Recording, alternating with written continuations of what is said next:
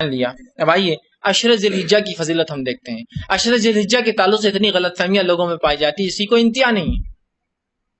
عشرہ اگر محرم کہا جائے تو سب کو پتا ہے اس کی فضیلت کیا ہے، عشرہ ذی الحجہ کہا جائے تو پتہ نہیں کیا ہے، یہ کچھ تو بھی ہے بس۔ عشرے کا معنی 10 دن ہوتے ہیں، 10 کو عشرہ کہتے ہیں عربی زبان میں۔ پہلا عشرہ جو ذی الحجہ کا ہے یہ بڑی فضیلت کا حامل ہے۔ سب سے پہلی ذی الحجہ کی فضیلت پہلے رکھ دیتا ہوں آپ کے سامنے۔ ذی الحجہ کی سب سے اہم اور سب سے بڑی فضیلت یہ ہے کہ یہ 4 حرمت والے مہینوں میں سے ایک ہے، اور یہ کب سے ہے؟ یہ جب سے زمین آسمان کو اللہ نے پیدا کیا۔ قرآن میں اللہ رب العزت نے سورۃ توبہ میں فرمایا کہ اللہ کے نزدیک 4 مہینے محترم ہیں۔ کب سے؟ جب سے اللہ نے آسمان اور زمین کو پیدا کیا۔ رسول اللہ سے جب دریافت کیا گیا وہ 4 مہینے کون سے ہیں تو آپ نے کہا 3 تو پے در پے آتے، ایک کے بعد ایک آتے ہیں۔ ذی القعدہ جو گزر گیا ہے، ذی الحجہ جو شروع ہو رہا ہے مطلب ابھی ہمارا، اور محرم، تینوں ایک کے بعد ایک آتے ہیں یہ مہینے، ٹھیک۔ اور اس کے بعد ایک کہا رجب۔ 4 مہینے محترم ہیں جس میں خون خرابہ، لڑائی جھگڑے کی ابتدا نہیں کی جائیں گی، معصیت اور گناہوں سے بچا جائیں گا، نیکیوں میں اضافہ کیا جائے گا۔ 3 تو ایک ساتھ آتے، ذی القعدہ گزر گیا، ذی الحجہ اب شروع ہو رہا ہے، اور اس کے بعد محرم، اور اس کے بعد ایک آتا ہے رجب۔ یہ 4 محترم۔ تو پہلی فضیلت جو ہے ذی الحجہ کی وہ یہ ہے کہ یہ جو ہے محترم مہینوں میں سے، حرام مہینوں میں سے، جن کے اندر قتل و غارت گری، اپنے طرف سے لڑائی کی شروعات کرنا، فتنہ فساد کرنا، خون خرابہ کرنا، گناہ کرنا، معصیت کرنا منع ہے۔ ویسے یہ سال بھر بھی منع ہے، لیکن ان مہینوں میں کم از کم آدمی احتیاط کرے تو باقی کے 8 مہینے بھی آسانی سے گزرتے ہیں۔ اس کے بعد دوسری فضیلت بہرحال جو عشرے کی آتی ہے وہ یہ ہے جو آپ صلی اللہ علیہ وسلم نے بیان کی اور فرمایا، وہ یہ ہے، حدیث کے الفاظ اس طرح سے، صحیح بخاری کی روایت، آپ نے فرمایا کہا جتنا کوئی نیک عمل اللہ تعالیٰ کو ان 10 دنوں میں، مطلب ذی الحجہ کے پہلے عشرے میں، یعنی پہلے عشرے میں جتنا پسند ہے اتنا کسی دن میں پسند نہیں ہے۔ مطلب اعمال کو اللہ رب العزت ذی الحجہ کے پہلے ابتدائی عشرے میں جتنا پسند کرتا ہے اتنا کسی میں پسند نہیں کرتا، کسی دن پسند نہیں کرتا۔ آپ سے پوچھا گیا اللہ کے رسول صلی اللہ علیہ وسلم کہ اللہ کی راہ میں جہاد بھی، جہاد فی سبیل اللہ بھی، تو آپ نے کہا ہاں جہاد فی سبیل اللہ بھی اللہ کو اتنا محبوب نہیں جتنا ان 10 دنوں میں کیے گئے اعمال، سوائے اس مجاہد کے جو اللہ کی راہ میں جائے اور پھر لوٹ کر واپس نہ آئے، جو جا کر کھپ جائے، شہید ہو جائے اپنے مال اور جان کے ساتھ، حدیث میں اپنے جان و مال کے ساتھ جائے اور کھپ جائے، ختم ہو جائے، شہید ہو جائے، اس کا عمل ہی صرف افضل ہے، باقی کوئی عمل اتنے افضل نہیں جتنا ان 10 ایام میں کیے گئے عمل ہے۔ ٹھیک ہے، کتنی فضیلت ہے نا؟ لیکن اس کی عشرے کی فضیلت کہاں کوئی بیان کرتا ہے؟ وہ عشرہ جس کی صرف 10ویں تاریخ کی فضیلت ہے، عاشورے کی فضیلت ہے، اس کی تو فضیلت میں پورا مہینہ منایا جا رہا ہے، پورے 10 دن اور کیا کیا نہیں ہو رہا، لیکن جس کی ہے، ثابت ہے، اس کے بارے میں لا علمی کا کیا حال ہے ہم جانتے ہیں۔ اسی طرح آپ صلی اللہ علیہ وسلم فرمایا، یہ حدیث جو ہے مسند احمد کی، آپ نے فرمایا اور کہا اللہ تعالیٰ کے نزدیک کوئی عمل اتنا عظمت اور محبوب نہیں ہے جتنا وہ عمل ہے جو ان 10 دنوں میں، مطلب ذی الحجہ کے پہلے 10 دن میں کیا جائے، پس تم ان دنوں میں کثرت سے تحلیل، تکبیر و تمحید کرو، کثرت سے تحلیل کرو، اللہ کی حمد و ثنا بیان کرو، تکبیر اللہ اکبر، اللہ کی بڑائی بیان کرو، اور تمحید اس کی حمد بیان کرو۔ تو ان 10 دنوں میں جو عمل کرنا ہے وہ بھی پتہ چل رہا ہے، اہمیت بھی پتہ چل رہی ہے، تو کوشش کریں ان 10 دنوں میں خوب سے خوب الحمدللہ، سبحان اللہ، اللہ اکبر، ٹھیک ہے، یہ کہے اس لیے کہ یہ ان ایام کی فضیلت ہے اور ان میں یہ اعمال کرنے چاہیے۔ ٹھیک، اب انہی 10 دنوں کی فضیلت میں ایک فضیلت جو آتی ہے وہ یہ ہے، وہ ہے عرفے کا روزہ۔ یہ بھی بڑی اہم چیز ہے۔ نبی اکرم صلی اللہ علیہ وسلم حدیث میں فرماتے ہیں اور کہتے ہیں، یہ جو ہے ترمذی، جامع ترمذی کی روایت ہے، آپ نے فرمایا اور کہا صیام یوم عرفہ، کہ جو یوم عرفہ کا روزہ ہے، مجھے امید ہے کہ اس روزہ رکھنے سے اللہ پچھلا جو 1 سال گزرا ہے اور اگلا 1 سال جو آنے والا ہے اس کے گناہ معاف کریں گا۔ ایک روزہ ہے 2 سال کے گناہوں کا کفارہ ہے، لیکن یہ گناہ صغیرہ ہے۔ یوم عرفہ کا روزہ، عرفہ کے دن کا روزہ، وہ 2 سال کے گناہوں کا کفارہ، آپ نے فرمایا 1 سال جو گزر چکا ہے اور 1 سال جو آنے والا ہے، یہ 2 سال کے گناہوں کا کفارہ ہے۔ کتنی اہم ہے نا؟ لیکن یہ بات ہمارے ذہن میں کہاں آتی ہے؟ یہ بات کہاں پلنے پڑتی ہے اور کہاں ان روزوں کی طرف ہم مائل ہو رہے ہیں، کہاں اس کی فضیلتیں بیان کی جائیں؟ ہاں بس اچھا، ہاں اس کی بھی فضیلت ہے۔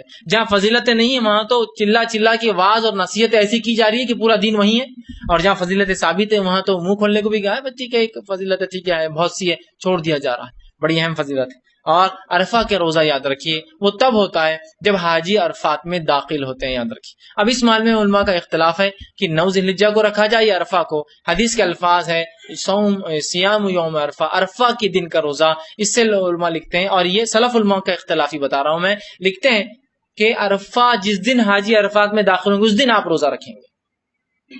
اب کچھ لوگ یہ کہہ سکتے بھائی کسی علاقے میں جہاں معلوم نہ ہو کہ حاجی کب عرفات میں داخل ہوتا ہے تو پھر وہ 9 کو رکھیں گا، وہ 9 کو رکھیں گا اپنی۔ لیکن جہاں ہمیں پتا ہے کہ آج حاجی عرفات میں جائیں گا، چاہے پھر ہماری ہندوستان کی 8 ہو سکتی ہے 9 ہو سکتی ہے، دونوں ہو سکتی ہے، تو ہم روزہ رکھ سکتے ہیں۔ لیکن جہاں علم نہیں ہے، جیسا کہ بہت زمانہ پہلے تک علم نہیں تھا، یا 10 سال 20 سال پہلے بھی اتنا نالج نہیں تھا اور سہولتیں نہیں تھی، تو پھر 9 کو رکھے ہو، ٹھیک ہے۔ لیکن اصل تو یہ ہے، اور یہ روزہ صرف غیر حاجی کے لیے، حاجی روزہ نہیں رکھیں گے، یاد رکھیں، اس لیے کہ آپ صلی اللہ علیہ وسلم نے یہ روزہ نہیں رکھا اور نہ ہی صحابہ رکھتے تھے، مطلب حاجی نہیں رکھیں گا، غیر حاجیوں کے لیے بات ہے۔ اور یہ روزے کی فضیلت ہے، یہ 2 سال کی گناہوں کا انشاءاللہ عزیز جو ہے کفارہ ہوگا۔ اب صحابہ ان ایام میں کثرت سے اعمال کرتے، کثرت سے تکبیرات بیان کرتے۔ عبداللہ بن عمر رضی اللہ عنہما کے تعلق سے آتا ہے کہ آپ بازار میں نکل جاتے، عموماً آپ بازار میں جانے والے انسان نہیں تھے عام طور سے، مطلب یوں ہی تجارتیں صحابہ کرتے تھے لیکن یوں ہی جو جاتا نا، لیکن ان دنوں میں جاتے تھے اور بآواز بلند تکبیرات کو بیان کرتے تھے، اللہ اکبر اللہ اکبر، یا اللہ اکبر اللہ اکبر اللہ اکبر کبیرہ، بآواز بلند آپ اس کو بیان کرتے تھے، یاد رکھیے، ٹھیک۔ اسی طرح ان ایام میں جو تسبیحات جو ثابت ہوتی ہے وہ یہ ہے، جو ایک تسبیح بڑی مشہور اور معروف ہے، لیکن بہرحال وہ روایت کے اعتبار سند کے اعتبار سے ضعیف ہے، لیکن صحابہ کے آثار سے بھی کچھ ایسے آثار ملتے ہیں کہ وہ بھی اس تکبیر کو پڑھتے تھے، جس کے اندر سب سے مشہور معروف اللہ اکبر لا الہ الا اللہ واللہ اکبر وللہ الحمد، ٹھیک ہے۔ یہ تکبیر کے تعلق سے آتا ہے، یہ بڑی مشہور اور معروف ہے، لیکن بہرحال یہ جو ہے سنن دارقطنی نے جو ہے روایت کی تھی امام، لیکن یہ روایت جو ہے ضعیف ہے، لیکن اس کے تعلق سے کچھ صحابہ کے آثار ملتے ہیں کہ حضرت علی کے تعلق سے آتا ہے کہ آپ ان تکبیرات کو پڑھا کرتے تھے، فتح الباری نے اس کو روایت کیا، تو ان آثار سے پتہ چلتا ہے یہ تکبیرات پڑھی جا سکتی ہے۔ اس لیے کہ بہت سے لوگ بولتے ہیں یہ تکبیرات تو ضعیف ہے، حدیث سے تو یہ ضعیف ہے، لیکن ایسے آثار صحابہ سے ملتے ہیں کہ صحابہ اس کو پڑھتے تھے، تو اس سے علماء لکھتے ہیں کہ جو روایت آ رہی وہ تو ضعیف ہے، لیکن صحابہ کے پڑھنے سے بات پتہ چلتی ہے دوسری روایتوں سے کہ صحابہ، لیکن رسول اللہ تک وہ روایت نہیں جاتی، لیکن اس سے وہ کہتے ہیں پڑھا جا سکتا ہے۔ جو صحیح الفاظ سے جو ثابت ہے تکبیرات، وہ تکبیرات ہیں اللہ اکبر اللہ اکبر اللہ اکبر کبیرہ، یہ جو ہے ثابت ہے، اللہ اکبر اللہ اکبر اللہ اکبر کبیرہ، یہ صحیح الفاظ سے ثابت ہے، لیکن صحابہ کے آثار سے وہ بھی ثابت ہے۔ سیدھے رسول اللہ تک اس کی سند صحیح روایت تو نہیں جاتی ہے کوئی، لیکن صحابہ کے آثار سے وہ روایت بھی ملتی ہے اللہ اکبر لا الہ الا اللہ اللہ اکبر وللہ الحمد۔ تو بہرحال انسان کو اختیار ہے، اور سلف نے دونوں کو اختیار کیا، آپ دونوں میں سے جو چاہے بہرحال پڑھ سکتے ہیں، اس میں کوئی مسئلہ نہیں انشاءاللہ، ٹھیک ہے۔ تو صحابہ کثرت سے کرتے ہیں۔ اسی طرح جو ہے قربانی کی جو شخص نیت کرے تو عشرہ ذی الحجہ میں اس کو ایک اضافی عمل کرنا ہوگا، وہ یہ ہے، آپ صلی اللہ علیہ وسلم فرماتے ہیں جو شخص قربانی کی نیت کرے، قربانی کا ارادہ کرے، تو وہ ذی الحجہ کا چاند دیکھنے سے لے کر اپنی قربانی ہونے تک اپنے ناخن اور بال نہ تراشے۔ یہ عمل آپ کو کرنا ہے۔ جو انسان قربانی دے رہا ہے وہ انسان اور جتنے اس کے ماتحت جن کے طرف سے قربانی ہے، یاد رکھیں، وہ تمام لوگ جو ہے اپنے بال اور اپنے ناخن نہیں کاٹیں گے۔ کب تک؟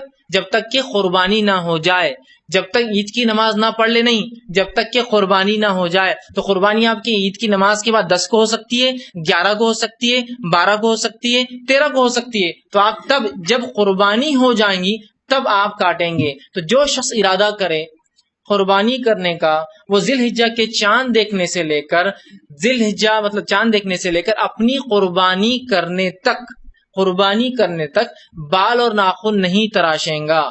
اور اسی طرح علماء لکھتے ہیں، جیسا کہ شیخ بن باز رحمہ اللہ کا فتویٰ ہے، کہ اس کے ساتھ ساتھ وہ کسی قسم کا جلد کو کاٹنا، چھاٹنا، یا جس کو کہیں گے پچنے لگوانا، حجامہ جس کو کہتے ہیں، یا کسی قسم کا سرجری آپریشن بھی وہ نہ کرائے، اس لیے کہ حرمت والے مہینے، حرمت والوں میں کسی چیز کو کاٹا نہ جائے، چھلا نہ جائے، نکالا نہ جائے، اپنے جسم کے اندر نہ ڈالا جائے، نہ باہر نکالا جائے، سمجھ رہا؟